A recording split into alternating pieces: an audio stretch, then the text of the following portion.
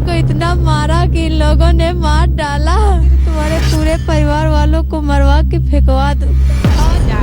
नहीं, हम लोग कहाँ जाएंगे, क्या करेंगे?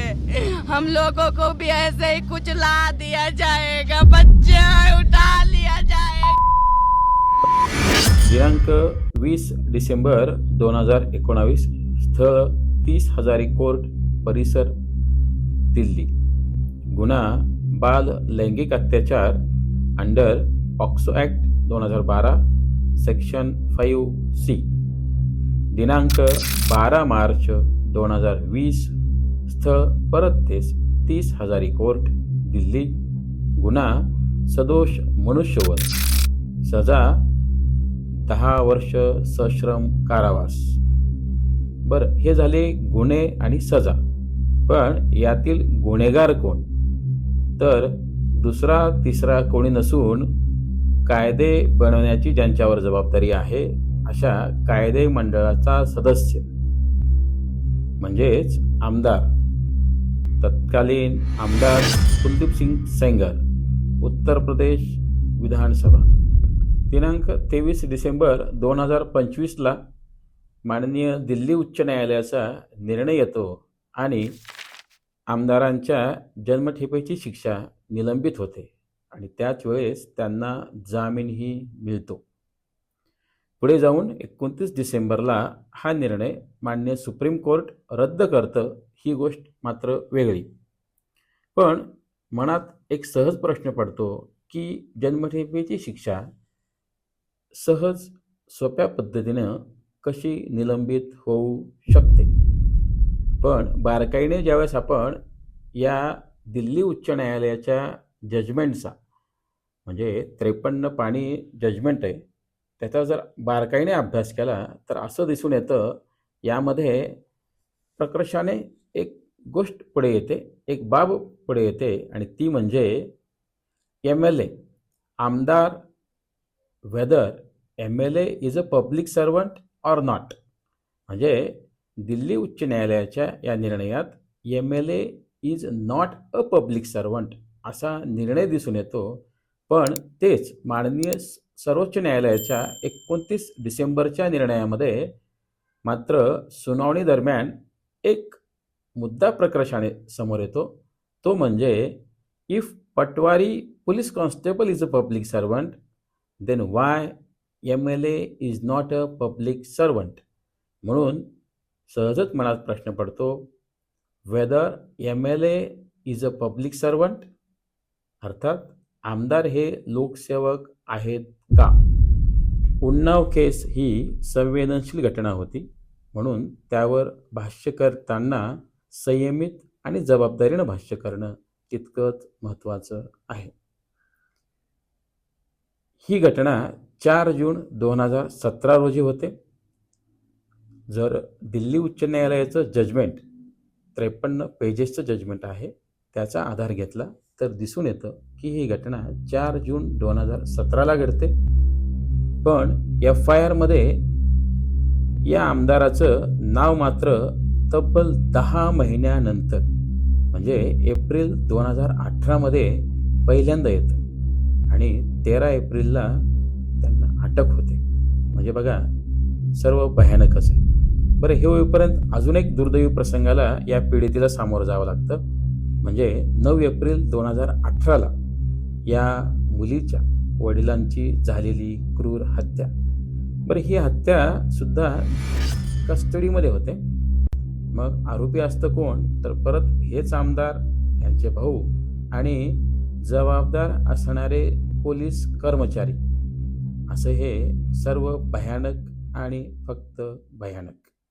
बरं, हा अत्याचार एवढ्यावरच थांबला का? तर नाही. पुढे जाऊन जुलै 2019मध्ये पीडितेच्या काकूंचा मोटार ॲक्सिडेंटमध्ये झालेला संशयास्पद मृत्यू. थोडक्यात काय, घटना 4 जून 2017, जुलै 2019 म्हणजे 2 वर्षामध्ये या पीडितेला 3 जीव गमवावे लागतात. न्याय मिळणं दुरापस्तच राहतं पण मधल्या काळात 3 जीव मात्र गमवावे लागतात. ही एक फार मोठी शोकांतिकाच आहे. शेवटी माननीय सुप्रीम कोर्ट यामध्ये हस्तक्षेप करतं आणि या सर्व केसेस उत्तर प्रदेशमधून दिल्ली येथील डिस्ट्रिक्ट कोर्ट 30 हजारी इथं वर्ग करतं आणि ट्रायल चालते. पुढे डिसेंबर 2019मध्ये पहिल्या केसचा निर्णय येतो. पीडितेवर झालेल्या अत्याचाराबद्दल या आमदाराला आजन्म कारावास जन्मठेप होते. तर पीडितेच्या वडिलांची जी हत्या झाली त्याबद्दल कल्पेबल होमिसाईड या गुन्ह्यामध्ये 10 वर्षाची सश्रम कारावासाची शिक्षा होते. बरं, ही शिक्षा चालू असताना असं काय घडतं क्रिमिनल अपीलमध्ये जे आपण 23 डिसेंबर 2025च्या निर्णयात बघतो. दरम्यानच्या काळात ह्या क्रिमिनल अपीलमध्ये असा मुद्दा पुढे येतो की कुलदीप सेंगर हे जे आमदार आहेत त्यांच्या या 53 पानी जजमेंटचा ज्यावेळेस आपण पाहतो ॲनालिसिसमध्ये असं दिसून येतं त्यांचे वकील त्यांचं असं म्हणणं आहे की मुळात MLA is not a public servant, then how Kuldeep Sengar has been accredited as a public servant. बरं, हा मुद्दा क्लिअर करण्यासाठी आपल्याला पॉक्सो कायद्यातील काही तरतुदीचा आपण थोडक्यात इथं स्पष्ट करतो. पॉक्सो हा जो कायदा आहे तो 2012चा संसदेचा कायदा आहे. Prevention of children from sexual offences 2012.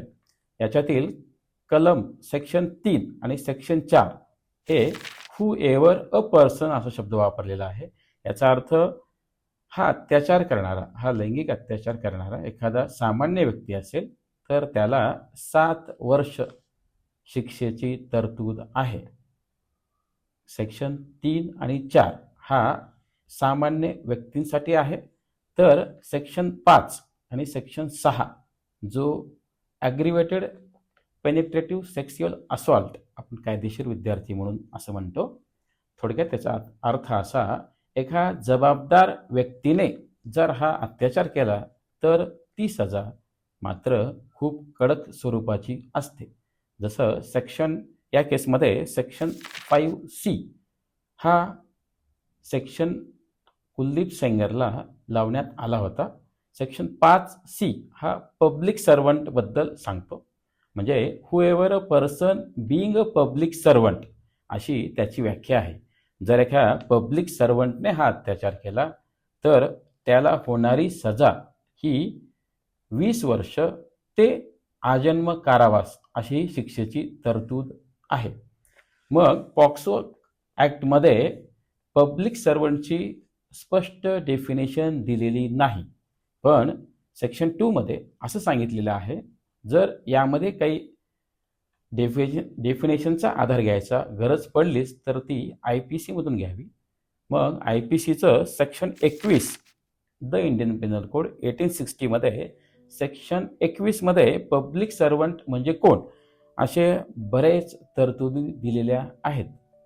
मग याच डेफिनेशनचा जर आधार घेतला IPC मधील तर आपल्याकडे एक केस लॉ आहे 1984ची जी की या दिल्ली हायकोर्टाच्या जजमेंटमध्ये सुद्धा दिसून येते. AR Antulay versus RS Nair म्हणजे Shri AR Antulay versus RS Nair 1984ची माननीय सुप्रीम कोर्टातील केस आहे. तर त्यामधला न्याय निवाडा जर पाहिला तर स्पष्ट त्यांच्या पॅराग्राफमधील पॅरा 65-66 असं सांगतं की MLA is not a public servant in the service or pay of the government. एकतर तो शासनाच्या सेवेत असला पाहिजे किंवा त्याला शासनाकडून पगार मिळाला पाहिजे. ही व्याख्या त्यावेळेस 1984 मध्ये माननीय सुप्रीम कोर्टाने मान्य केलेली नाही, कारण त्यांच्या म्हणण्यानुसार त्या जजमेंटच्या इंटरप्रिटेशननुसार आमदार हे कायदे मंडळाचे सदस्य असतात आणि सेपरेशन ऑफ पॉवरमध्ये एक्झिक्युटिव्ह म्हणजे गव्हर्नमेंट आणि लेजिस्लेटिव्ह बॉडी या 2 भिन्न बाबी आहेत. म्हणून त्यावेळेस त्या केसमध्ये MLA is not a public servant हा स्पष्ट निर्णय दिलेला दिसून येतो, जो की यावेळेस या कुलदीप सेंगर यांच्या वकिलांनी इथं मांडलेला दिसून येतो. पण ट्रायल कोर्ट जे 30,000 कोर्ट आहे, ज्यावेळेस त्यांना सजा झाली त्यावेळेस मात्र trial court 30,000 कोर्टने MLA is a public servant आहे असं म्हटलेलं होतं. मग कोण बरोबर आणि कोण चूक हा मात्र प्रश्न निरुत्तरित राहतो. बघा, 1997ची माननीय दिल्ली हायकोर्टाची एक जजमेंट आहे, त्याच्यामध्ये असं सांगतं, Shri LK Advani versus CBI नावाची ती केस, त्यामध्ये त्यांचा स्पष्ट निवाडा आहे की MLA is a public servant under prevention of corruption act 1988. म्हणजे 1988चा जो कायदा आहे, भ्रष्टाचार प्रतिबंधक कायदा, त्यानुसार त्यांचा निर्णय MLA is a public servant म्हणजे आमदार एक, पण कायदा अंडर पॉक्सो किंवा अंडर IPC असं सांगतं supreme court, he is not a public servant. पण दिल्ली उच्च न्यायालयाचा Shri LK Advani versus CBI या केसचा अभ्यास करता अंडर प्रिव्हेन्शन ऑफ करप्शन ॲक्टमध्ये MLA is a public servant असा स्पष्ट उल्लेख दिसून येतो. बरं, एवढंच कशाला, माननीय सर्वोच्च न्यायालयाचा 1998 फेब्रुवारी 1998चा एक निर्णय आहे, ज्यामध्ये PV Narasimharao, Shri PV Narasimharao versus CBI नावाची ती केस, त्यामध्ये सुद्धा माननीय सर्वोच्च न्यायालयाचा स्पष्ट निर्णय आहे की MLA is a public servant under prevention of corruption act 1988.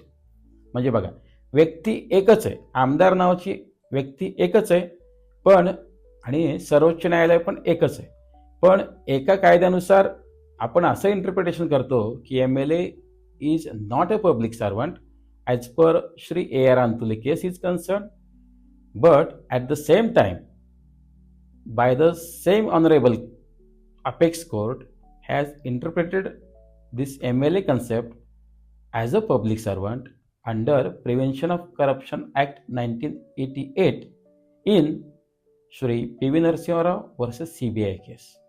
म्हणजे बघा, व्यक्ती एकच आहे, पण पॉक्सोमध्ये MLA नाही म्हणलं जातं, पण तेच प्रिव्हेन्शन ऑफ करप्शन ॲक्टमध्ये म्हटलं जातं.